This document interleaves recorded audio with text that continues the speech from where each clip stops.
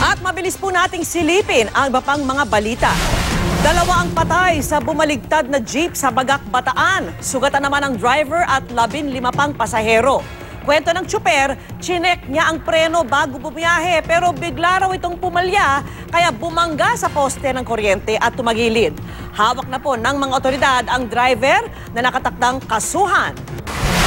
Sa Abukay, Bataan, 14 ang sugatan sa salpukan ng 2 kotse. Mga bata ang ilan sa mga naospital na biktima. Sa inisyal na investigasyon, umulan at madulas ang kalsada kaya sumalpok ang asul na kotse sa kasalubong na puting kotse. Sa Pinili, Ilocos Norte, natagpuan sa gilid ng highway ang bangkay ng isang lola na may tama ng bala sa ulo at likod. Nakatsinelas, t-shirt at shorts ang biktimang may bitbit na supot at tinatayang edad 65 pataas. Inaalam pa po ang pagkakakilanlan ng bangkay at ang motibo sa pagpatay.